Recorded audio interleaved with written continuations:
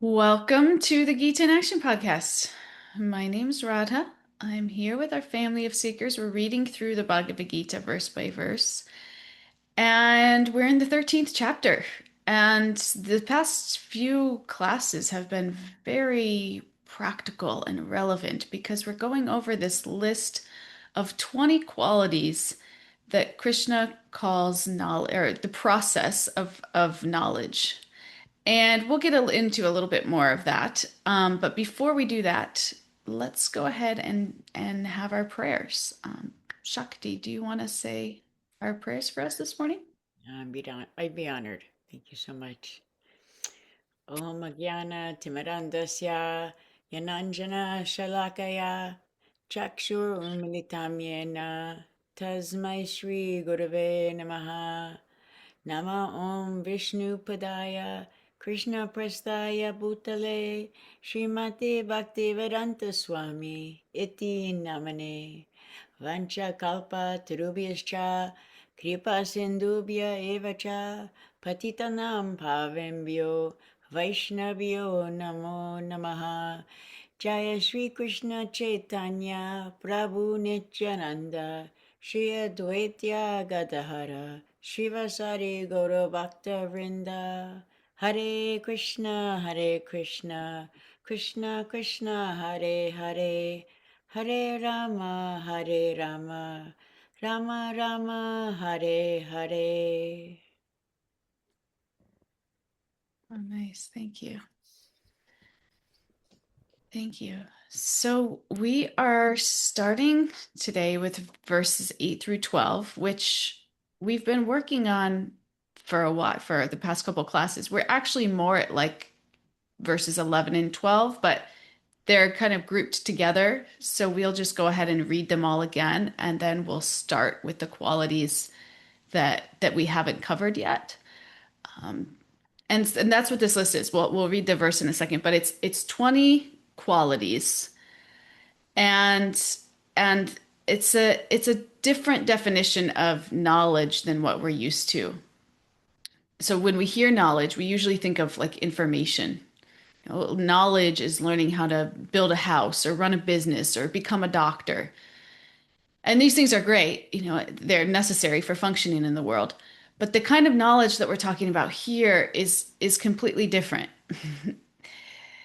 This kind of knowledge is a knowledge that helps us become free from material existence altogether. So if we remember where we are in chapter 13, Krishna's described the body as a field made up of the 24 material elements. And it's also a place where we experience birth, death, disease, and old age. And these things aren't natural to the soul. They're not natural to the soul because the soul is eternal. So as we talked about in our last session together, birth, death, disease, old age, these are symptoms of the real disease. And the real disease is that we've become so absorbed in material energy that we've forgotten our eternal identities as servants of God. So when Krishna calls these qualities knowledge, he's saying these are qualities that gradually free us from entanglement. So this is the knowledge that becomes the way out of this entanglement. So with that in mind, let's read this verse and we'll get into the qualities that we haven't yet spoken about. 1 second, I'll share my screen. Let me just find this verse actually. Go. Okay, I'll share my screen. Whenever you're ready, Shakti.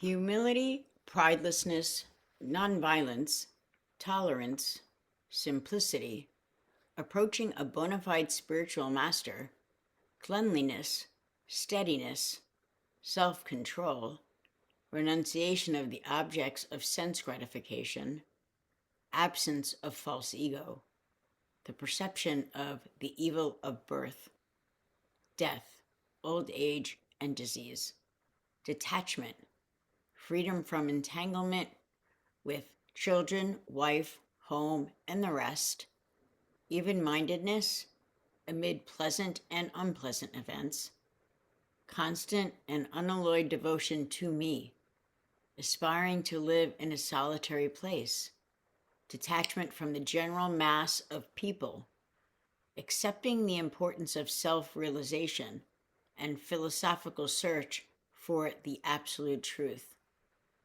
All these I declare to be knowledge, and besides, this whatever there may be is ignorance. Hare Very Krishna. nice. Thank you. So we see here where we ended in the last session, we got through freedom from entanglement with children, wife, home, and the rest. We really dove deep into that, where we talked about the difference between attachment and affection. So that was in the last class. Today we'll start right here, which I think is around 11, verse 11, right at even-mindedness amid a pleasant and unpleasant events. So let's unpack that a little bit. Um, and oh, before we even unpack that one, I want to just get to this to the constant and unalloyed devotion to me. Actually, let's start with that one because this one Prabhupada says is the most important. And we talked about this a little bit in the last class too. That this devotion is not just another quality on the list. It's actually the source from which all the others grow. So we think of it like we water the root of a tree, and all the root and all the leaves are naturally nourished. So bhakti is the root, devotion is the root. And as our relationship with Krishna deepens, our humility deepens, our tolerance deepens, our detachment deepens, our steadiness deepens. These qualities become like byproducts of our connection with Krishna. They just naturally happen. So then we may ask, so how do we cultivate that connection? And this is the process of bhakti altogether. This is devotional service. And one of the most powerful and simplest ways is through mantra meditation. This is where we chant. We can chant together, like in kirtan. Many of us go to kirtans regularly and experience firsthand just how uplifting a kirtan is. We're just chanting the holy names of God. It's very sacred. It's very uplifting. We can also chant by ourselves on japa beats, chanting the names of God. And these aren't just like sometimes it can just kind of sound like a monotonous or just repeating the same words over and over, like it's a little bit weird even. But in the Vedic tradition, the holy name, it's considered because God is absolute, the holy name is Krishna himself. So actually, when we're chanting, we're associating directly with God. And as we know, when whoever we're associating with, we become more like. When we associate with God, we become purified. We remember who we actually are. We're entering into a relationship. We're inviting Krishna into our consciousness. And when we think about what happens when like the sun rises, it's like you don't have to chase away the darkness. It's just the sun rises, the light comes, and the darkness just naturally disappears. And so the same is true with our hearts. As Krishna becomes more present in our consciousness through the sounds of his names, these qualities just naturally start to develop. Pride begins to soften, selfishness begins to soften, envy begins to soften because our hearts are becoming transformed. And it's not like we're just trying harder, but we're becoming more deeply connected. And this is such an important point that spiritual life isn't primarily about just trying harder. Some of us are like very like go-getters, like I could just put more effort into it and I'll get more results. And we're really tied into that. But spiritual life is actually about becoming more deeply connected. So our endeavor is important. But in spiritual life, we know we don't rely solely on our endeavor. It's actually Krishna's mercy that gets us through. Mercy that's given through that relationship. And in that connection, transformation naturally follows. And then something beautiful happens. We're no longer just the ones who benefit from the transformations. As our heart gets illuminated, then we become instruments so that Krishna can extend that same light to others. This is the beautiful practice of bhakti. Our words then start to encourage people. Our actions start to uplift people. Our presence makes people feel peaceful. And this is what true character is. Not just becoming a better person, but becoming someone through whom Krishna's love and compassion just naturally flows into the lives of others. And this is real knowledge.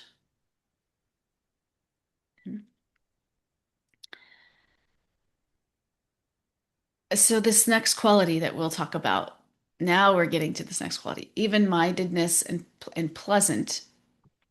No, even-mindedness amid pleasant and unpleasant events. I think those are the words, right?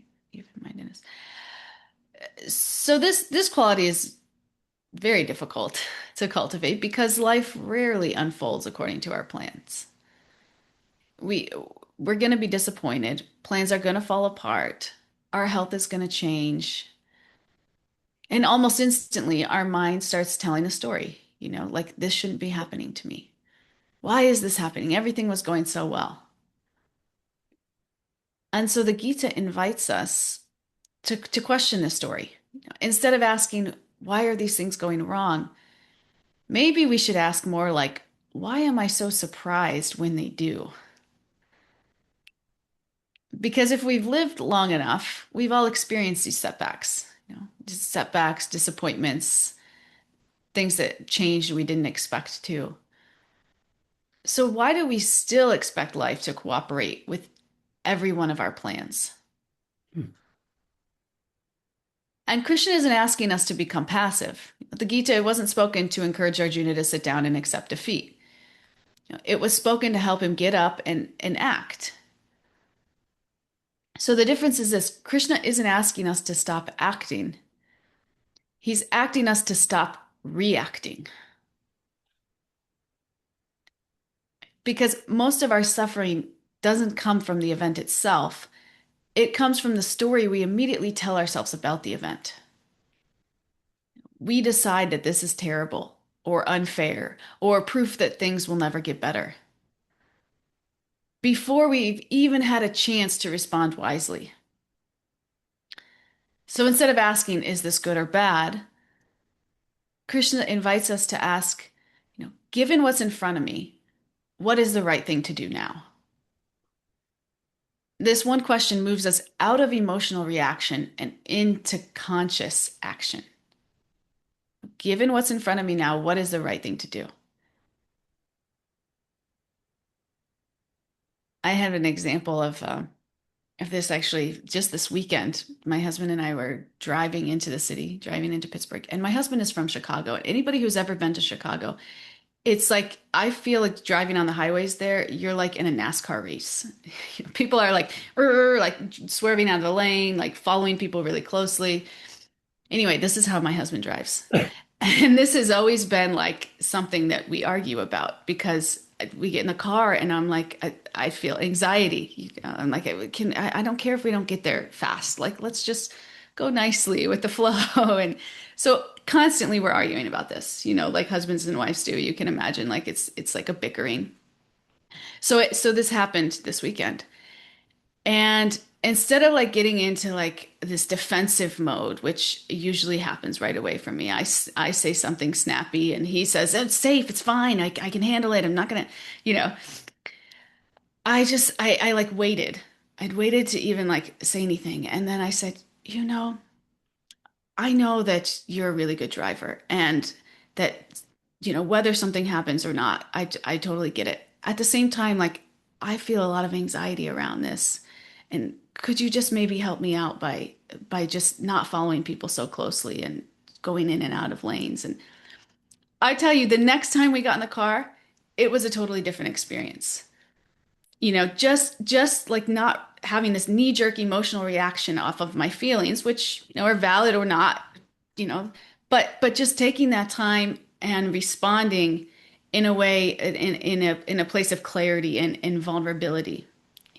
And and this like made all the difference. He actually, when I said that, he like reached over and grabbed my hand. Do you know? It was like very sweet.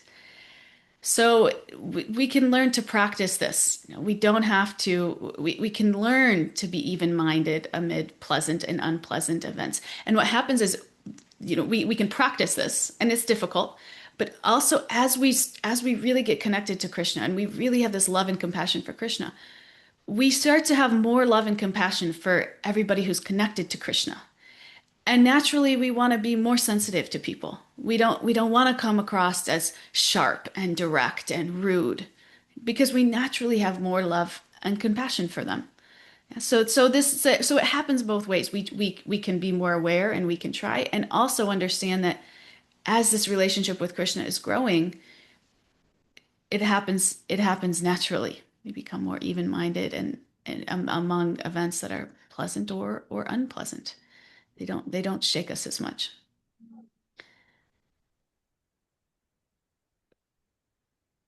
And this is where devotion even comes back into the picture because it's much easier to stay steady and separate reaction from response when we trust that Krishna hasn't lost sight of us. When we remember that he's actually a supreme controller and our ultimate well-wisher. We don't have to immediately go into like control mode, feeling like things are safe or unsafe or a blessing or disaster. Sometimes we can say, I don't understand why this is happening, but we can trust that Krishna does. And just that trust creates space between what happens and how we choose to respond. And in that space, wisdom has a chance to speak. And this is what real even-mindedness is. It's not pretending difficult things don't hurt. It's not suppressing our emotions, but it's remaining spiritually grounded so that whatever life brings, we can still choose our response instead of just being controlled by our reaction. I was just talking about this in the japa session yesterday with, when we trust that Krishna is the enjoyer, is the maintainer, is our best friend, is the proprietor. This is what Prabhupada calls the peace formula. Because we feel peaceful.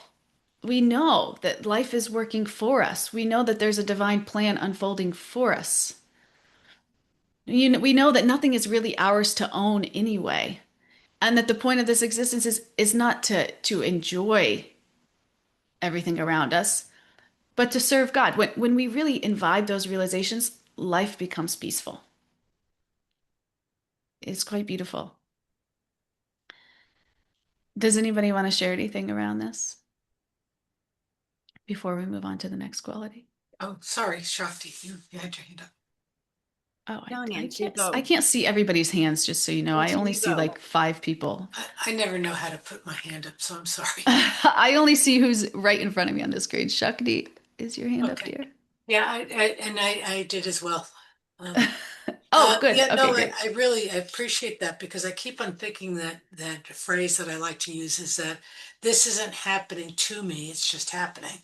I mean, Mm. in the past, I would always think these events were somehow conspiring against me. Things were coming up, and now it's my battle to fight. And your point about coming to a place where you have this trust and this faith in Krishna that okay, something's happening here. That really it does make for an easier life.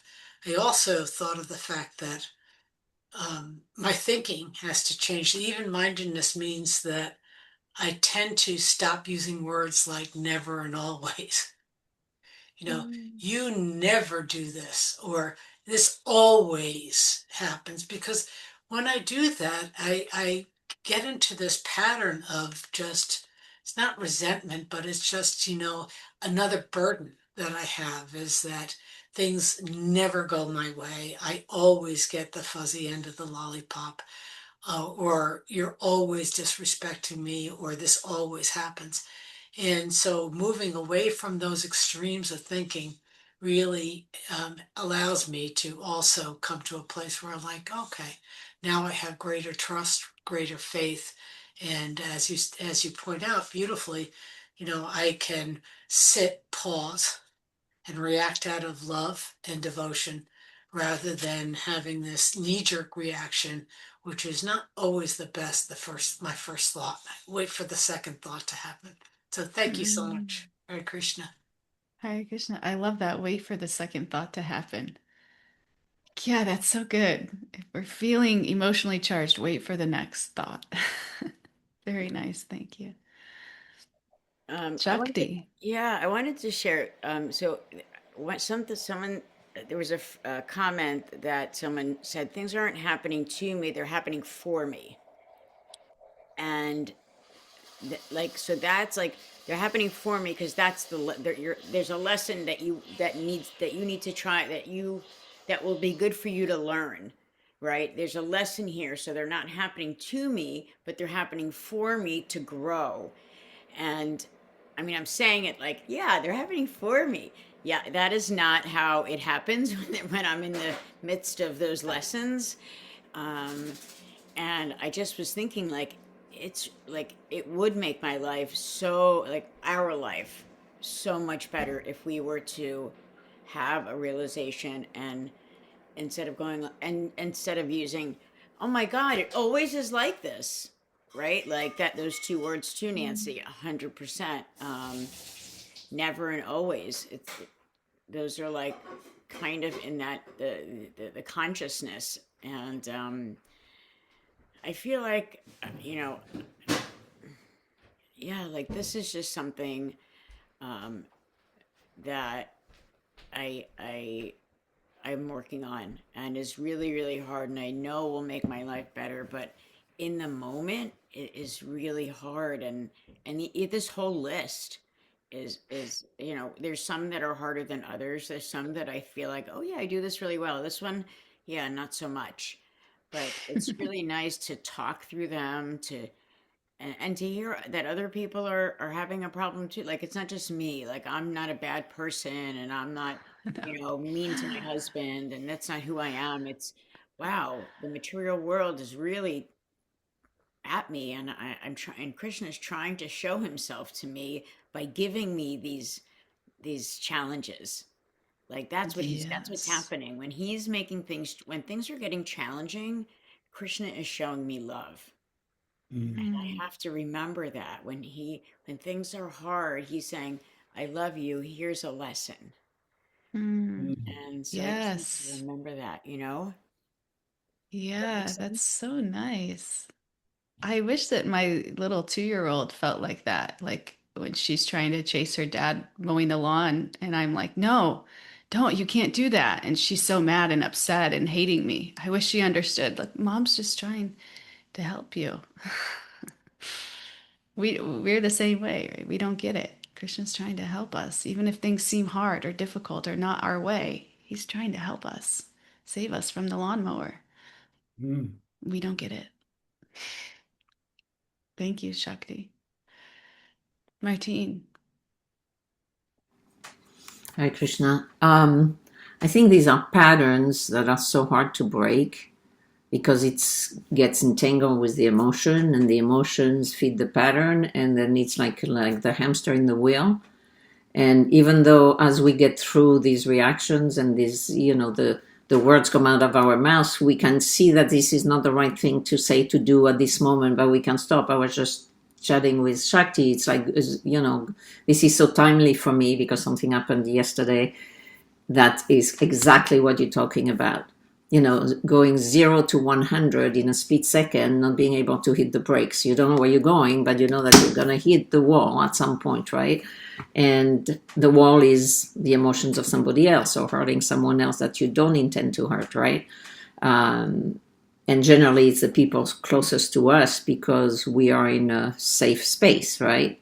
So regardless of what happens, they are going to take it, get hurt, then you apologize, and then you realize that So, but it's the hardest thing to do. And it's like, every time you do a step forward, you do 3 steps backwards. And you say, what am I, I'm in this for X number of years and whatever, but it's a lifelong journey. We all have our, me a little bit, we all have our relationship with what we call God. God is not a word I like, so just so you know, everyone. So, whatever, divinity or something bigger than myself, right? Because I can't visualize a sentient being up there. That's not who I am, right?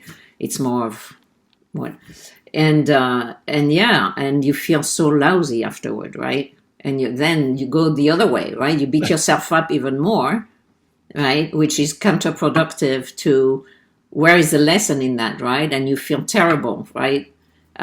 So yeah, I mean, it is very interesting because every time we talk about one of those subject, or we read, whether it's in the Srimad Bhagavatam or the Bhagavad-gītā or anything else that I listen to, whether in this path or my own tradition, it's like hitting the nail right on the head. It's like why today are we addressing exactly this topic, right? So yeah.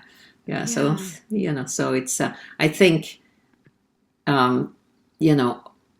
being having a strong personality is also very difficult to give yourself the space, right? To be tender with yourself, right? Because it becomes a way to deal with life, right? Every challenge that you go, fear can be a paralyzing factor, and we all live with fear. It's like a balance between fear and no fear, right? Yeah. And I had friends who they both passed away, but their fear was really paralyzing for them, right? For me, because of the kind of family I come from, the fear has always been a moving forward factor. But when you do that, you shield yourself from the emotional aspect of that, right? Because you have to keep going. And whatever emotion goes with the moving forward, you don't really address per se, because you have to deal with the obstacles, or with life, or with work, or with, financial difficulties, or with whatever it is, right? And so it piles up, right? Yeah. Over the years, right? And as you hit the stage where I am now, retired, all of a sudden,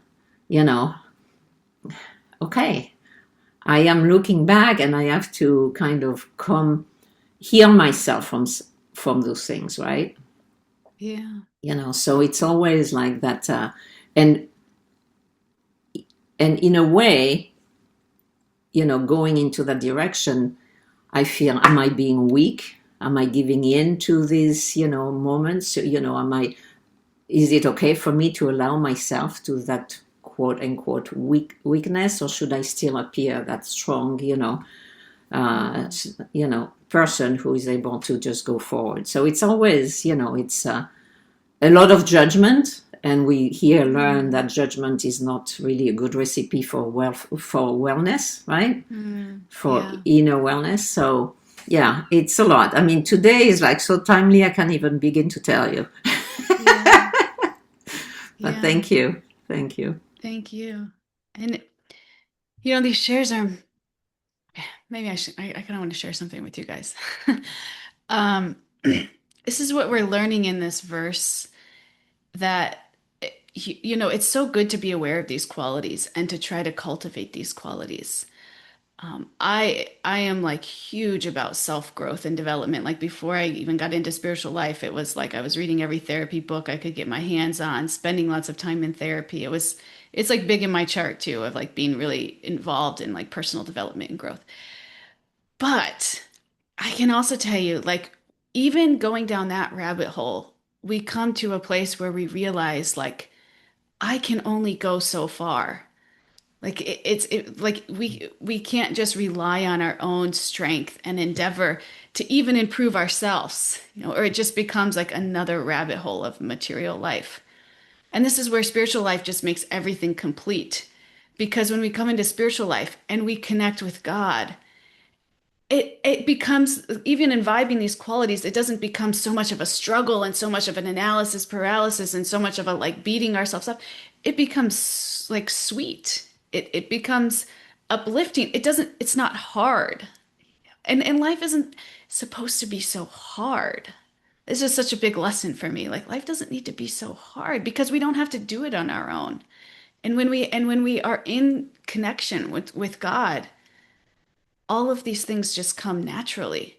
So there's this very real truth, and this verse tells us over and over, by saying that devotional service is the most important. It's not just like, oh, connecting with me is the most important. It's like, no, that's what makes developing all these qualities like almost like effortless in a sense. And so we can really take shelter in that connection. We could really put our faith into this process, which is seemingly simple. We're just chanting names of God. It's seemingly simple, but it's transformational. And this is what I feel as a person who's been like so committed to self-growth and development. This is like the turbo blast to take you to the next level. Is like we can make a little bit of progress and then it's like a springboard. Krishna's grace just, makes us soar because we're connected to that which is infinite and we're so finite. And we have to understand that. We have to expect that we're going to be reactive, that we're not always going to be aligned. Expect that's our default operating mode. But when we're connected to Krishna, we become just swept away in that river of grace, love, and compassion. It's it's amazing. We're so fortunate to have this knowledge and this community. Mariah, would you like to share something with us?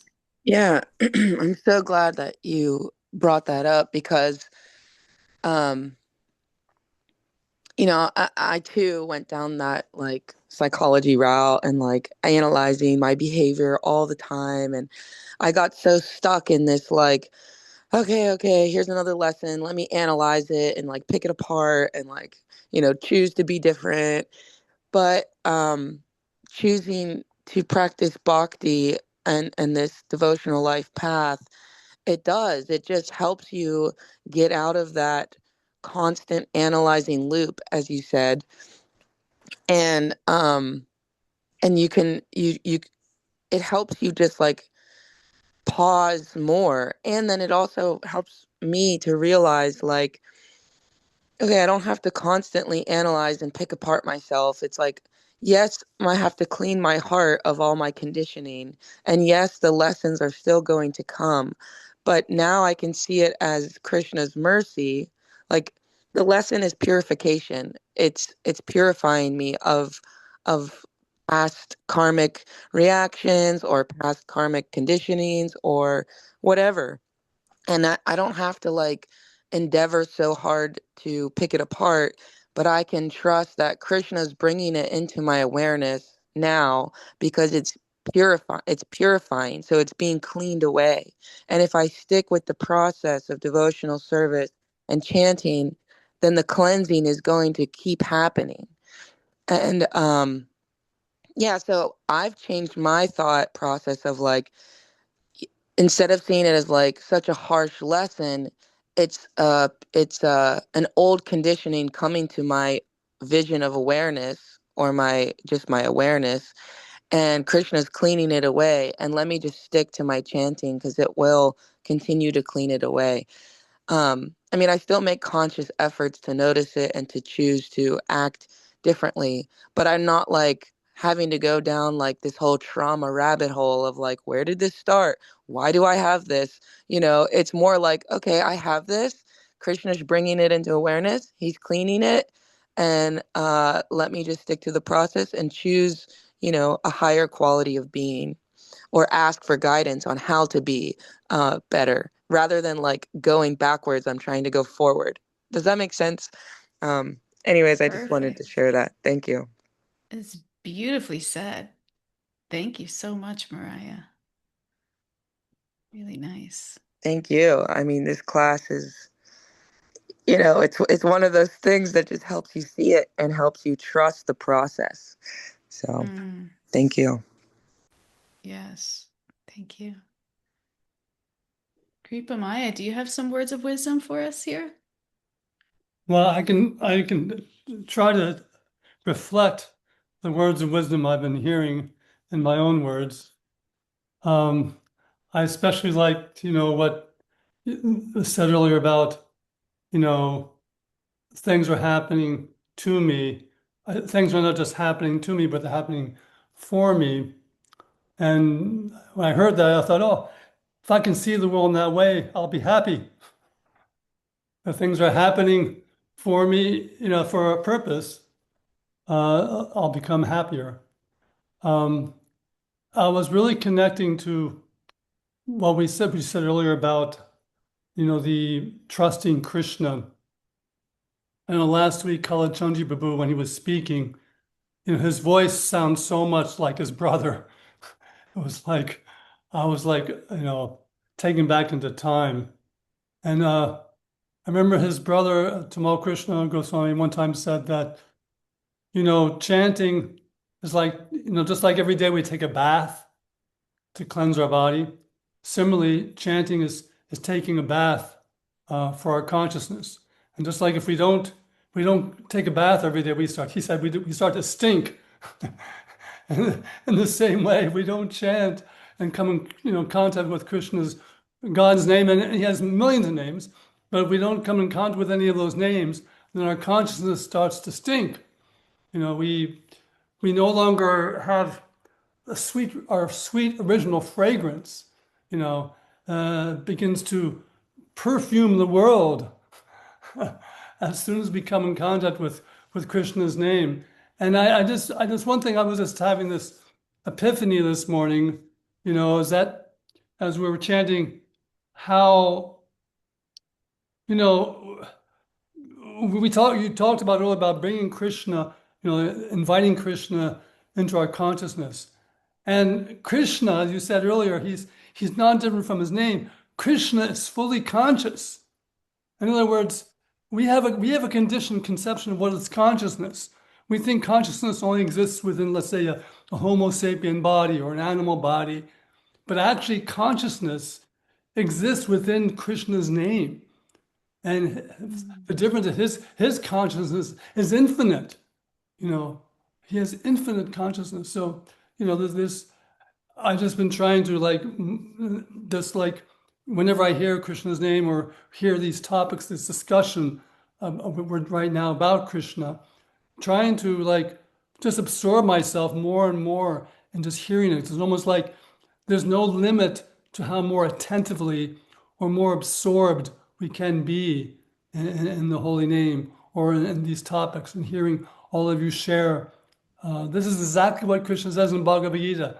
The thoughts of my devotees dwell in me, their lives are dedicated to me, they derive great satisfaction and bliss, enlightening each other and conversing about me. So I think the more we enlighten each other, the more we start to experience the living consciousness in Krishna's name, in Krishna's existence in the world. And so I just want to thank you for everyone for creating this healing space. Wow. Wow, that was amazing. Thank you, Kripa Maya. Did everybody see how Kripa Maya started out when I asked him if he had anything, if he wanted to share anything? And he said, I don't have anything, but I would like to, but I could share what I've heard. He just started out in such a humble mood, and this isn't something that he tried. I'm sure he didn't think, he didn't plan that was what he was going to say first.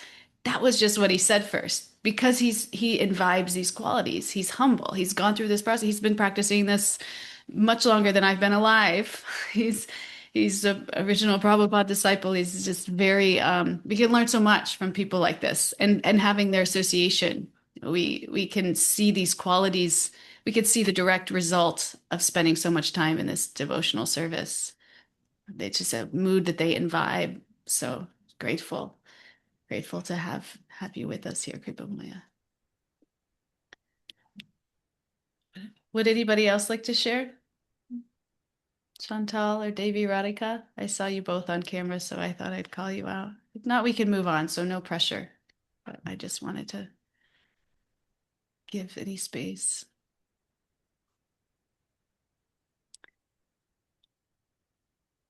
Okay. Okay, the next quality that we'll talk about then. This is a little short one. This is aspiring to live in a solitary place. So this doesn't mean everyone should move to a cabin in the woods. It's just that when we become attracted to spiritual life, we naturally begin to value environments that help us remember Krishna rather than distract us from him. And a place of solitude, it creates space, space to reflect, space to pray, space to hear our own hearts.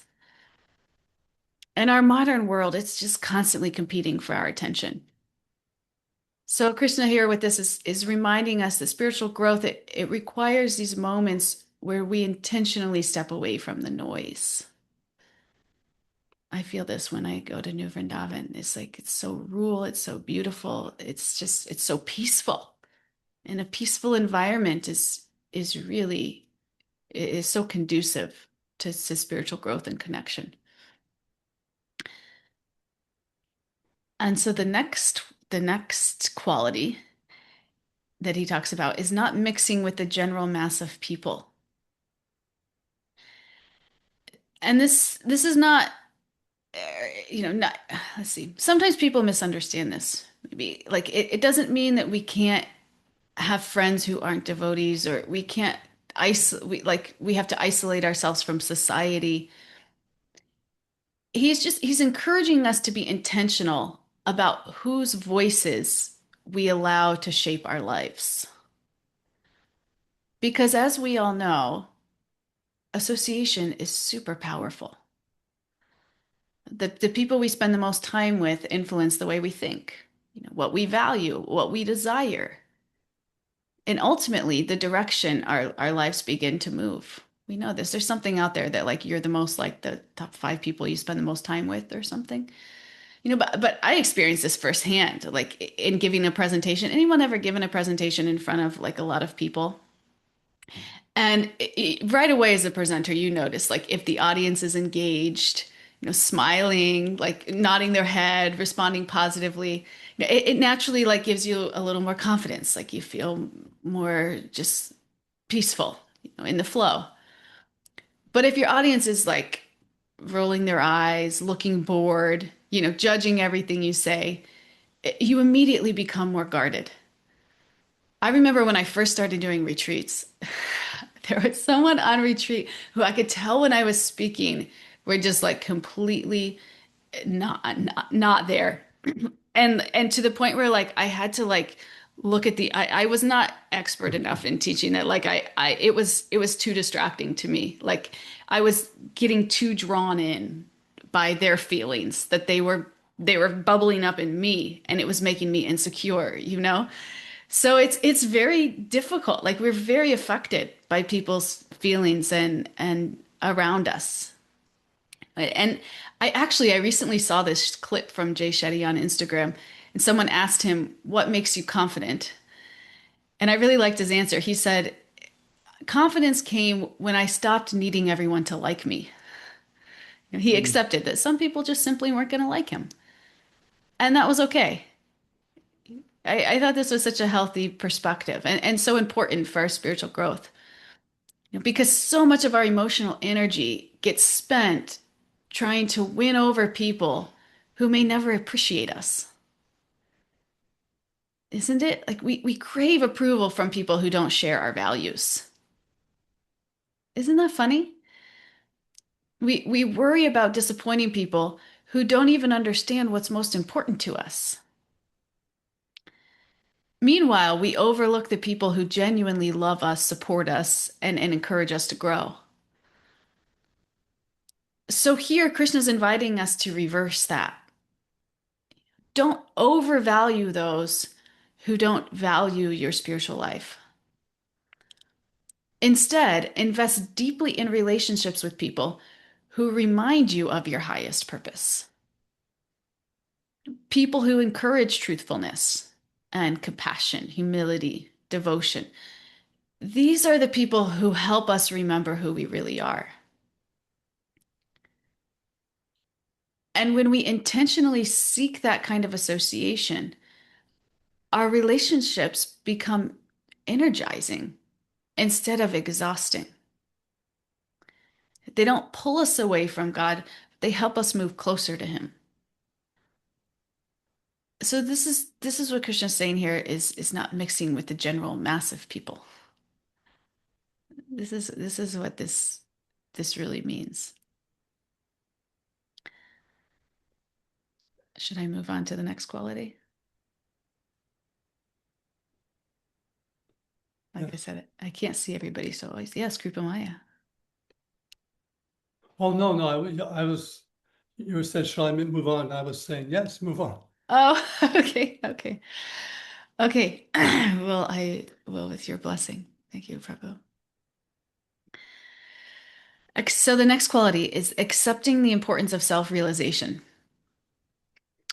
So as we begin to understand that this spiritual knowledge is the only thing that accompanies us beyond this lifetime, then naturally our priorities start to shift.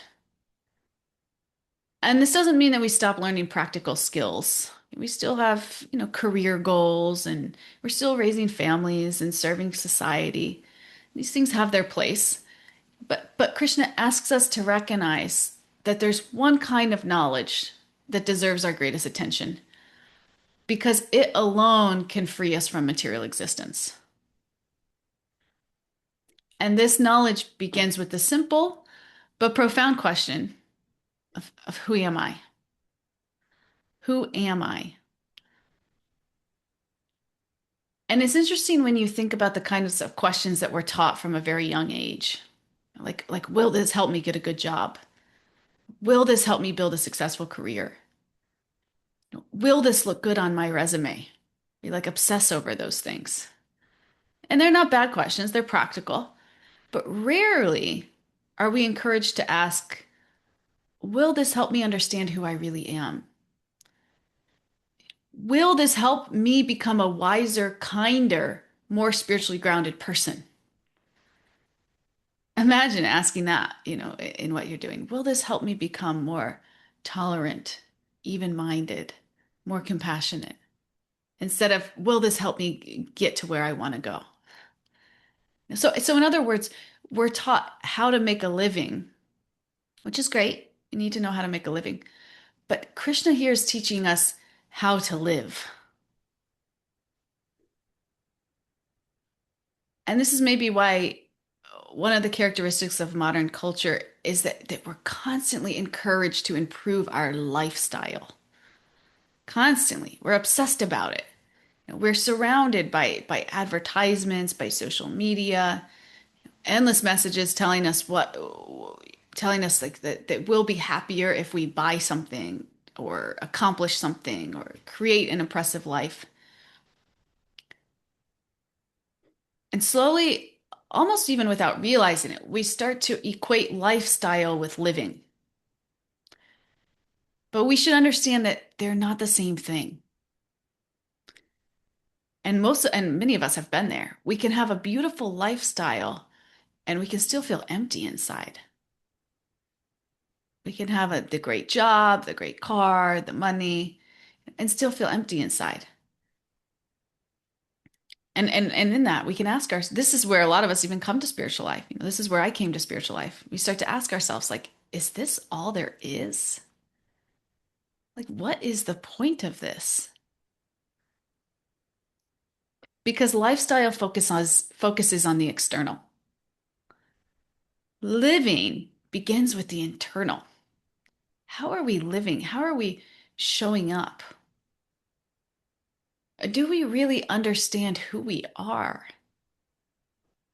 Because the Gita tells us that real fulfillment comes from these questions. Comes from understanding that we're not simply a body, we're not simply a mind. We're an eternal soul in relationship with Krishna. And it's when we start to understand this that our priorities naturally start to shift. we don't neglect our responsibilities. We still work, we still care for our families, we still develop practical skills, but we stop treating those things as the ultimate purpose of life. And instead, they become expressions of our service. Because once we understand that self-realization is eternal, we naturally will give it the place it deserves. And that's not as just a priority among many, but as the foundation upon which everything rests. This is what Krishna's trying to get us here. And that brings us to our last quality that we'll talk about here. And that is this philosophical search for the absolute truth. And this is something I love about the Gita and about Krishna in this path is it's not encouraging blind faith. And that's good because I cannot do anything I'm told to do. So I would be in trouble. He's encouraging sincere inquiry. Sincere inquiry. And this search reaches its fulfillment in understanding God, and establishing ourselves in eternal devotional service. So the goal is not to become just philosophical, it's to discover reality, to understand our relationship with God, to understand who we are, to understand why we're here. And truth isn't just meant to satisfy our curiosity, but it's meant to transform the way that we live. This is where we're going with all of this.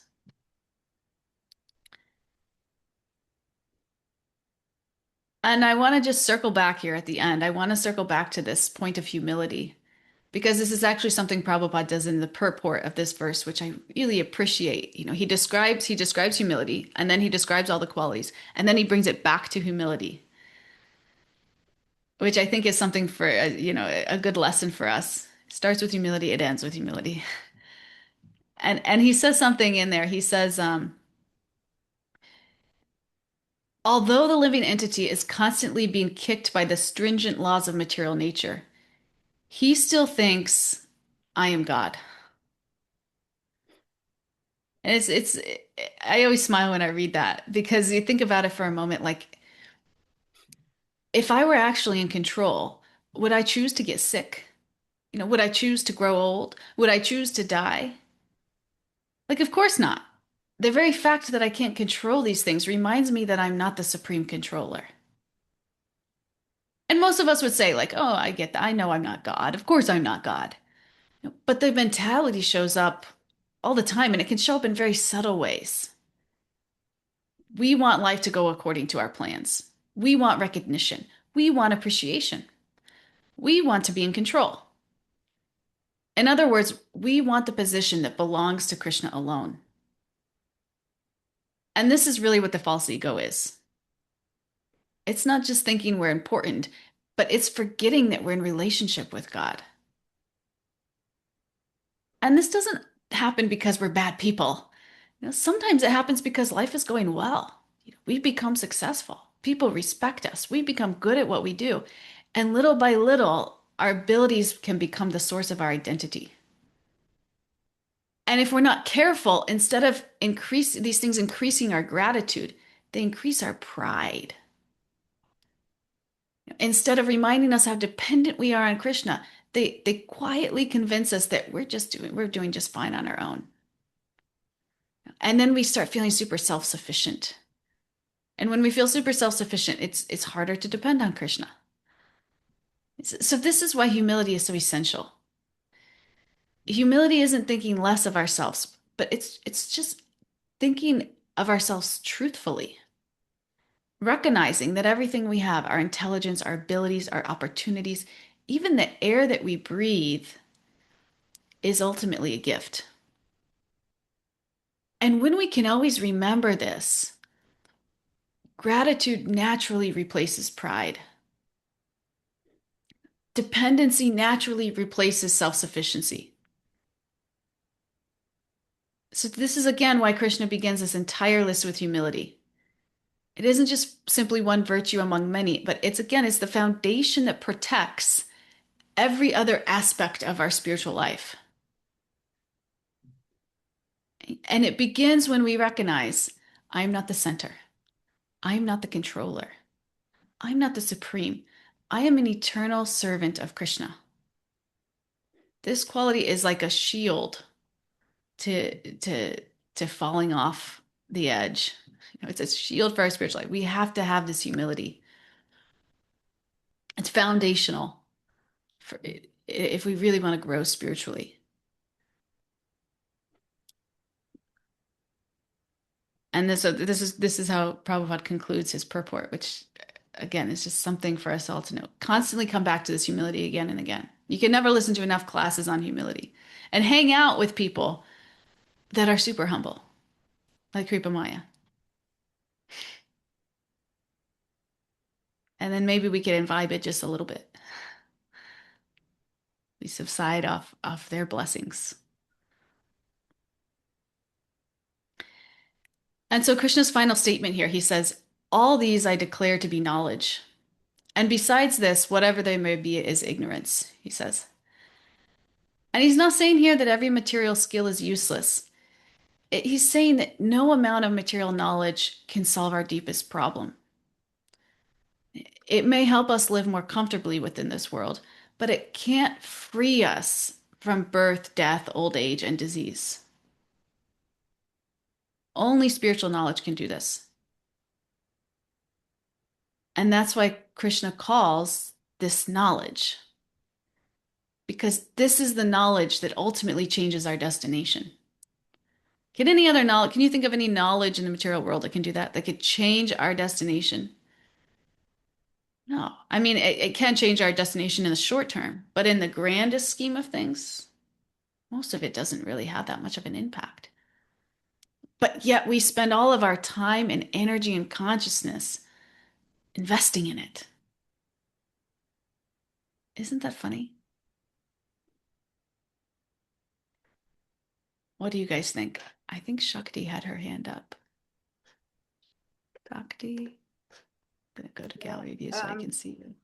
I did because I feel for me, well, there were two things. One was I was on a group call and someone said, um, why me? Why is this happening to me? How come, this is happening to me? And and I had said, well, if you're saying that, you're thinking, well, then this is going to happen to somebody else. You're wishing it almost on somebody else. Why not you? You know what I mean? Like something's going to happen. If you're saying why me, well, that's one thing. But then it's going to happen. So then why not happening to you? Well, it's almost like take the hit. Take the hit, take the lesson, right? And then, but one of the biggest things for me, like I agree with you. Like the end of it says beginning from practicing humility. So to me, that's the mic drop for me because I feel like if I can practice humility, I could somehow get out of my false ego. If I like the humility can bring me to a lot of these qualities that he speaks about. Humility, I feel like, is like the game changer. Being humble and not and like you said, not wondering about like everyone's not gonna like me. And like I don't like everyone.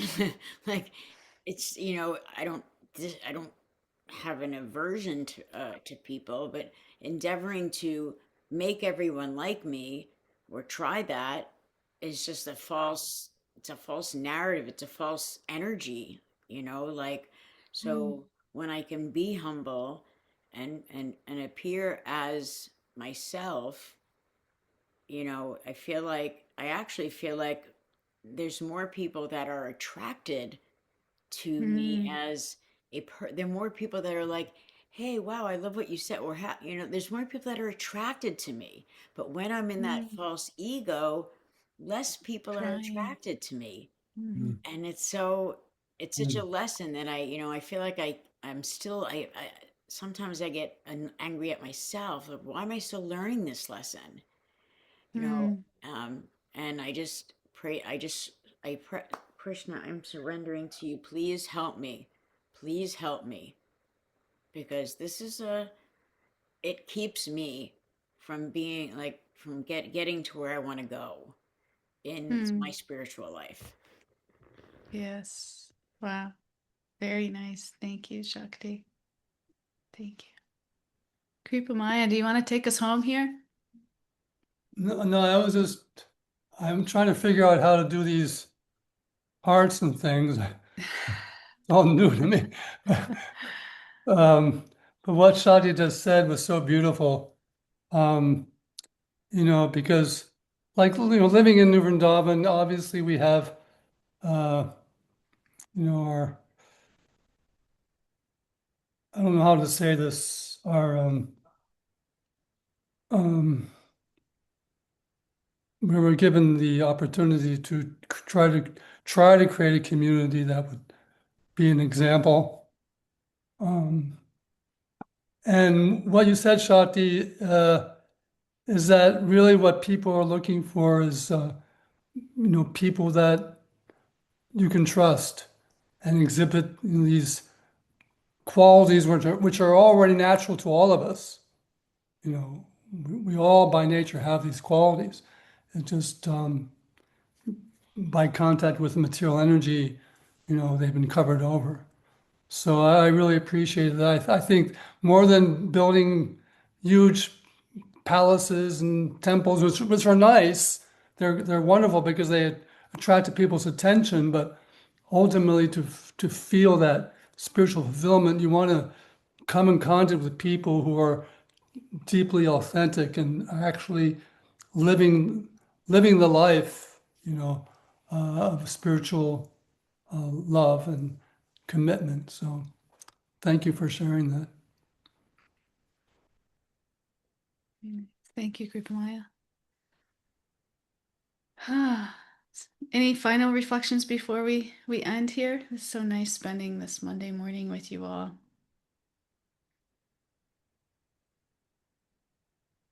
Okay, my friends. Well, stay tuned because we are working on getting our merch together. And we're going to have some Conscious Collective hoodies for sale very soon. I say very soon, hopefully. Let's pray very soon. Krishna's timing. Let's see what happens. Yeah, to help raise money for our website and our further initiatives. So stay tuned for that. And sign up for the yoga festival at the end of August if you haven't yet. I think registration is only going to be open a couple more weeks. So please sign up for that and experience the magic of New Vrindavan. And I'll see you all on Thursday. See you all on Thursday. What did Erin say? Hare Working on it. Krishna. Erin's our Thank you. merch girl. I wasn't going to put you on the spot, Erin, but since you said it, Erin's our merch girl. We could all put a little pressure on Erin. Thank you, everybody. This was Thank just you. such a treat to listen to everyone's wisdom. Very grateful and very humble. So have a great day, everyone. Hare Krishna. Hare Krishna. Thank you. Thank you, I will Devi say that Radhika. I'm not putting any pressure on Erin because she pregnant? She is pregnant. I will not put any pressure on you, Erin, but I will say that I will pray to Srimadev for you and for Katie is pregnant too, correct? She is. We didn't see Mm-hmm. Katie When today. I saw Katie's, that, yeah. I'm so happy for her. Aw, Yeah. Definitely. Yeah. But Hare Krishna, everyone. I hope you have a great day. Thank you for this Krishna, thank you, start to my Shakti. day, Radha. Well, Thank you. Thank you, Shakti. Thank you, Chantal. We didn't hear from you today, but it's so nice to see you. Hi, yeah. It's recording actually.